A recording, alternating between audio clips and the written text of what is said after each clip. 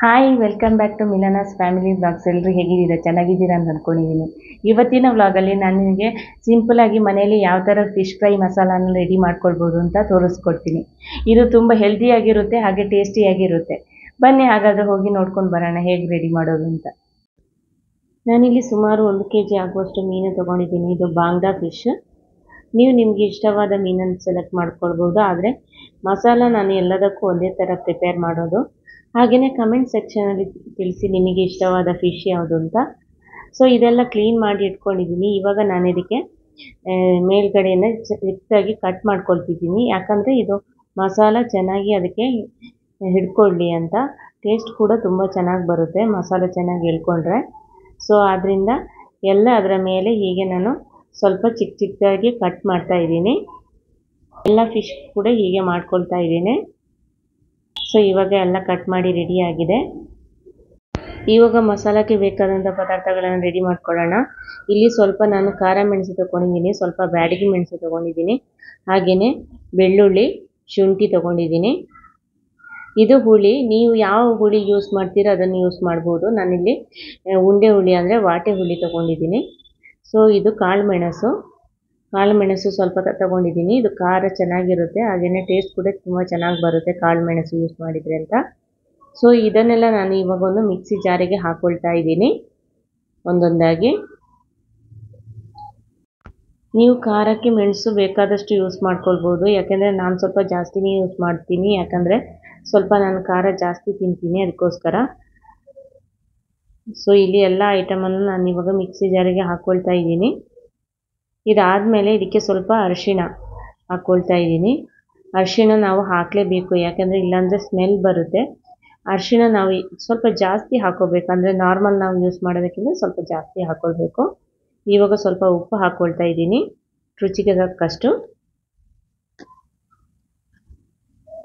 ಇದನ್ನೆಲ್ಲ ಇವಾಗ ಹಾಕಿಬಿಟ್ಟು ಇದಕ್ಕೊಂದು ಸ್ವಲ್ಪ ನೀರು ಹಾಕ್ಕೊಳ್ತಾ ಇದ್ದೀನಿ. ನೀರು ಹಾಕ್ಕೊಂಡು ನಾವು ಇದನ್ನು ನುಣ್ಣಗೆ ರುಬ್ಕೋಬೇಕು. ಬನ್ನಿ ಹಾಗಾದರೆ ಇದನ್ನು ಗ್ರೈಂಡ್ ಮಾಡ್ಕೊಂಡು ಬರೋಣ.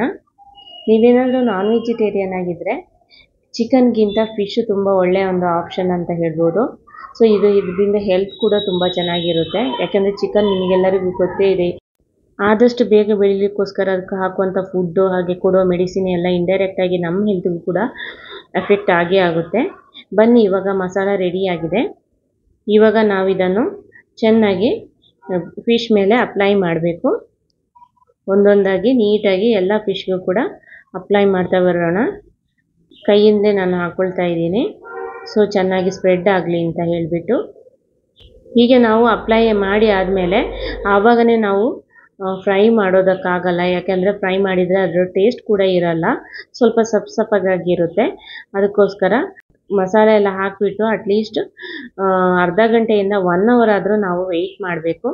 ಸೊ ಅದು ಮಸಾಲೆ ಎಲ್ಲ ಎಳ್ಕೊಂಡಾದ್ಮೇಲೆ ಚೆನ್ನಾಗಿರುತ್ತೆ, ಟೇಸ್ಟ್ ಕೂಡ ತುಂಬ ಚೆನ್ನಾಗಿ ಬರುತ್ತೆ. ಸೊ ಬನ್ನಿ ಇವಾಗ ಮಸಾಲ ಹಾಕಿಬಿಟ್ಟು 1 hour ಆಗಿದೆ.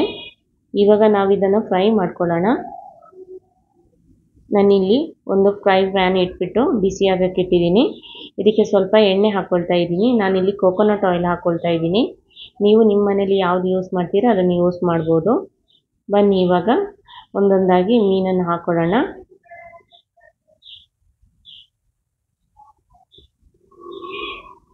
ನೀವು ರವೆ ಬೇಕಾದರೆ ರವೆ ಕೂಡ ಇದರ ಮೇಲೆ ಯೂಸ್ ಮಾಡ್ಬೋದು. ಸ್ವಲ್ಪ ಕ್ರಿಸ್ಪಿಯಾಗಿರುತ್ತೆ, ಟೇಸ್ಟ್ ಕೂಡ ತುಂಬ ಚೆನ್ನಾಗಿರುತ್ತೆ ರವೆ ಹಾಕ್ಕೊಂಡ್ರೆ.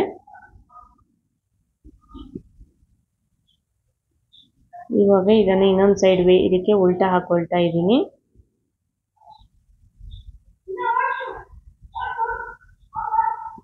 ನೀವು ಫಿಶ್ ಫ್ರೈ ಮಾಡುವಾಗ ಮುಚ್ಚಿಟ್ಕೊಂಡು ಮಾಡಿ, ಯಾಕೆಂದರೆ ಇಲ್ಲಾಂದರೆ ಎಲ್ಲ ಎಣ್ಣೆ ಎಲ್ಲ ಸ್ಪ್ರೆಡ್ ಆಗಿಬಿಟ್ಟು ಹೊರಗಡೆ ಎಲ್ಲ ಗಲೀಜಾಗುತ್ತೆ.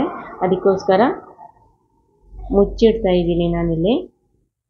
ನೋಡಿ ಇವಾಗ ಫಿಶ್ ಫ್ರೈ ರೆಡಿ ಆಗಿದೆ. ಇದನ್ನು ನಾವೊಂದು ಪ್ಲೇಟಿಗೆ ಹಾಕ್ಕೊಳ್ಳೋಣ. ಸೊ ನಿಮಗೆಲ್ಲರಿಗೂ ನನ್ನ ಈ ವಿಡಿಯೋ ಇಷ್ಟ ಆಗಿದೆ ಅಂತ ಭಾವಿಸ್ತೀನಿ. ಇಷ್ಟ ಆದರೆ ದಯವಿಟ್ಟು ಲೈಕ್ ಮಾಡಿ, ಶೇರ್ ಮಾಡಿ, ಸಪೋರ್ಟ್ ಮಾಡಿ. ಯಾರೆಲ್ಲ ಇನ್ನೂ ನನ್ನ ಚಾನೆಲ್ಗೆ ಸಬ್ಸ್ಕ್ರೈಬ್ ಆಗಿಲ್ಲ ಪ್ಲೀಸ್ ಸಬ್ಸ್ಕ್ರೈಬ್ ಮಾಡ್ಕೊಳ್ಳಿ. ಸಿಗೋಣ ಹಾಗಾದರೆ ನೆಕ್ಸ್ಟ್ ವಿಡಿಯೋದಲ್ಲಿ.